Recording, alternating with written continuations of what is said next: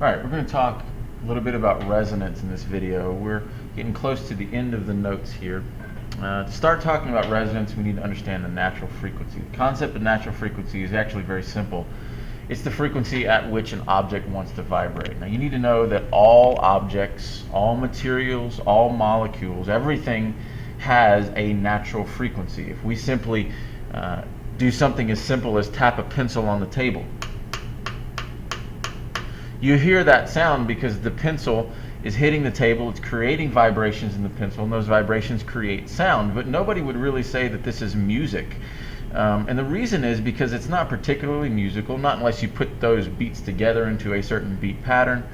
But the sound itself is not particularly musical. The reason is because the sound is hitting your ear because there's a certain frequency sound being produced, but it doesn't sound musical because a pencil and many other objects have actually many natural frequencies. They vibrate at more than one frequency at the same time, and so the sound that reaches your ears is very confused sounding, and so there's nothing necessarily musical about it. But with musical instruments, we specifically use objects that have one or very few natural frequencies, like a flute or a trumpet or something like that, so that when you play that instrument, you can actually detect, you can hear one single note. Flutes, horns, guitars, whatever it is, we use materials that have very few or only one natural frequency, and we can vary that natural frequency by playing the instrument. And that moves us into the concept of resonance. Very simply put, it's when properly timed small impulses add up to make a larger amplitude. In other words, if there's a natural frequency, then what we can do is we can send a vibration into that object at its natural frequency, and it will cause that object to resonate, to vibrate at the natural frequency. Now there are many examples of this. One example that I want you to understand, and this doesn't have anything to do with sound, but it's still a wave. Remember, most of the things that we're talking about are true to waves in general. I don't know if you've ever wondered before, but a microwave. You put your food into the microwave, you push a button, and it kind of pops out hot. Well, how does that occur? You'll notice that the microwave doesn't get hot. It stays cool the whole time. Even when you put your hand inside after the food is cooked, the inside of the microwave is not warm, which is totally different from a regular oven. You can't stick your head or your hand inside the oven after something's been cooking in there because the air is warm. It's hot. What a microwave does is it sends electromagnetic radiation in the form of microwaves, that's why it's called a microwave, into the food. Okay, and think about the food that you eat. Imagine that you're microwaving let's just say it's a chicken leg today. Imagine that you're microwaving a chicken leg or whatever it is. All food that we eat, just about all food that we eat, has water in it, water molecules. And the way that a microwave works is that these microwaves are tuned, quote unquote tuned, to the specific frequency of a water molecule. So you have this big chicken leg, and there's all these little water molecules inside of it. Well, what happens is when we send these microwaves through there, it causes these water molecules to vibrate, and they vibrate at their natural frequency since the microwaves are tuned to the natural frequency of a water molecule. So what happens is the water molecules begin resonating, they begin vibrating. And as we've talked about before, since the temperature is a measure of the average kinetic energy of the molecules, since the kinetic energy of these molecules increases, so does their temperature. And you also have some frictional effects as these water molecules rub against other molecules that are beside here, and you have the temperature of the food increase because of simple resonation. The only thing that heats up is the water molecules because they move faster and faster. This is an example of resonance. There are lots of other examples of resonance in the videos that are linked on the same video page that you're watching these videos in on my website. Lots of examples of resonance. Resonance can be devastating, actually. It can have devastating effects. Examples of resonance you can write down. I put wine glass here. If you're at a restaurant, you can wet your finger and rub it along the top of the wine glass. If the glass is made of crystal, it will resonate at one natural frequency because crystal is pure. Whereas if it's just cheap glass, it's not going to resonate. You're not going to get one sound because glass is not pure. There's many different types of molecules in it.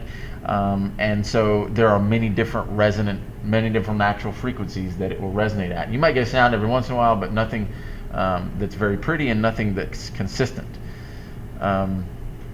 You can break a glass with your voice by doing the same thing. There's another video linked on this page, on this video page, that'll show you that. There's also another video of the Tacoma Narrows Bridge that actually collapsed because of resonance, because the wind started these vibrations in the bridge that vibrated at the natural frequency of the bridge, which was admittedly very slow, but still it caused the bridge to collapse altogether. So that's an example of resonance. All right, let's move on to interference now. There in your notes you have some pictures that look sort of like these two. I just want you to copy down what you see here on these pictures. You might need to stop the video for a minute to do that, but let me explain what you're seeing here.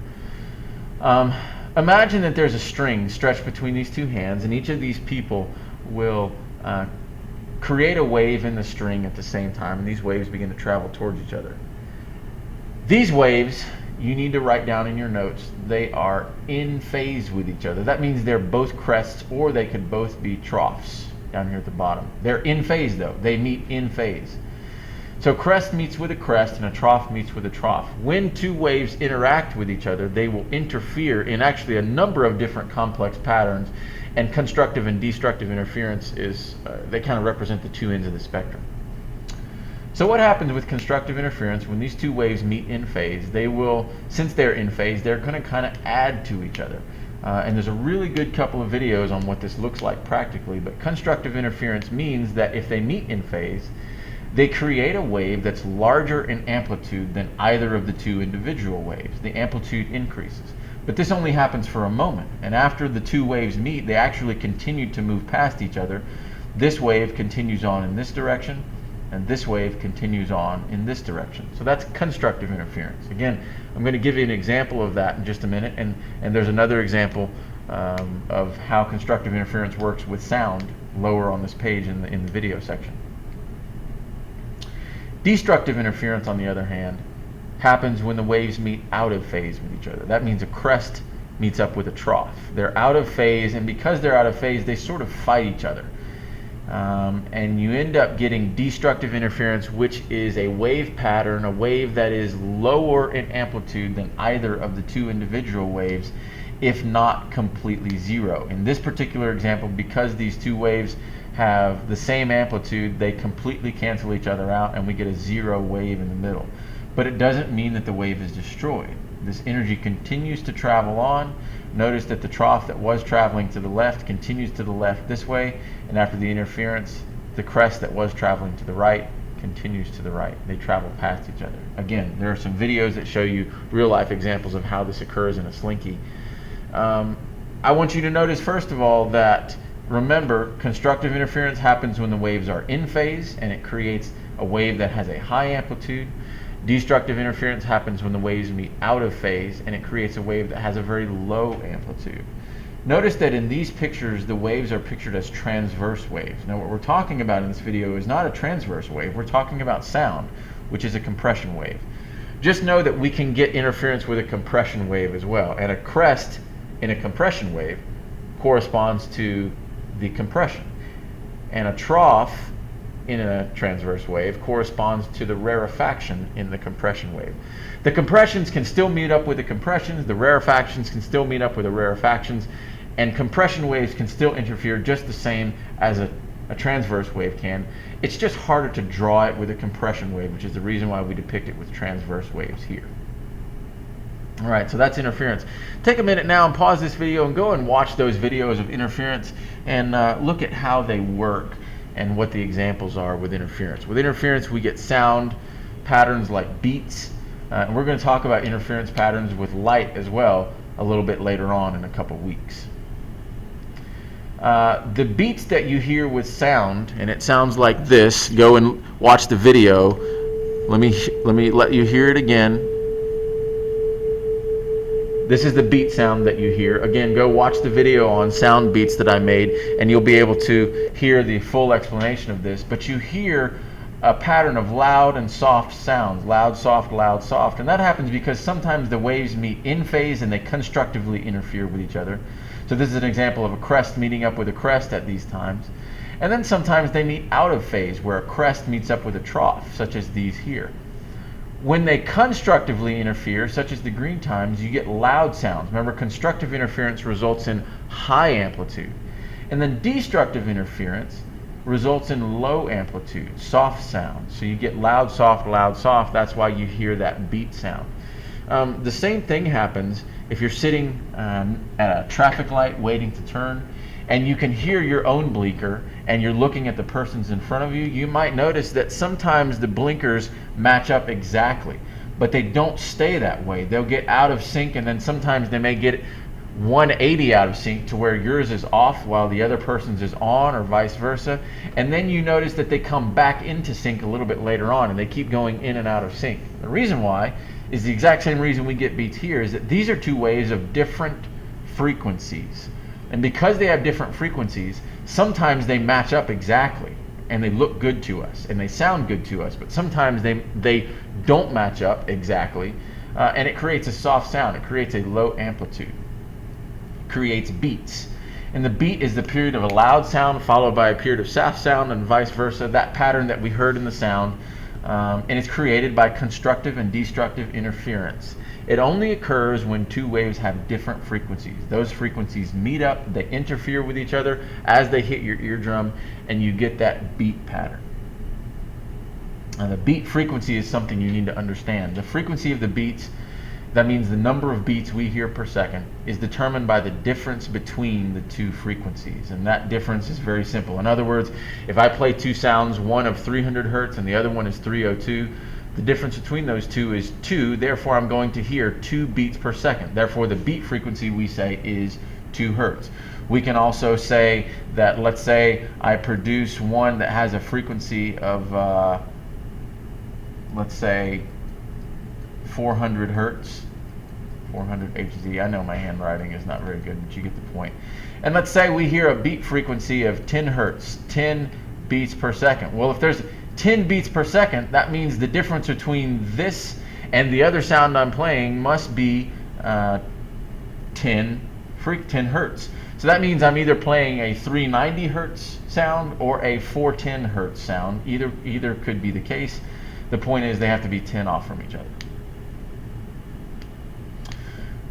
All right, take a minute and pause the video. Just rank these 3 things in your notes: water, air, and in your notes actually it says steel. I want you to rank them in terms of the way sound travels through them, from fastest to slowest. Pause the video and see if you can do that for a minute. All right, hopefully you chose this way. Steel would be the fastest, the solid is the fastest, followed by water, and then air. The reason for this is actually on the front side of your notes, where it talks about the density of the media. The higher the density, the higher the speed. The steel, the solid, is the most dense medium. The molecules are packed closely together, therefore sound travels very fast through solids. And it's fast through water, but not quite as fast, and it's actually very slow through air, because air is not very dense at all. So the higher the density, the higher the speed. Sound is also controlled by, the speed of sound is also controlled by the temperature. The speed of sound at 0 is 330, and at 22 degrees Celsius we found that it's 343. But notice that the density affects the speed a lot more. If we go from air to water, we jump up to 1433 meters per second. Iron is 5133, so this is density again, is a big effect.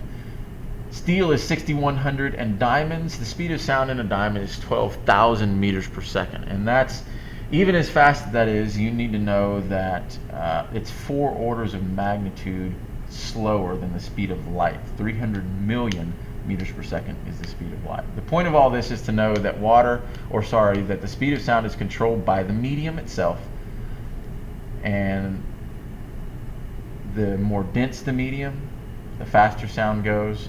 The higher the temperature, the faster sound goes as well.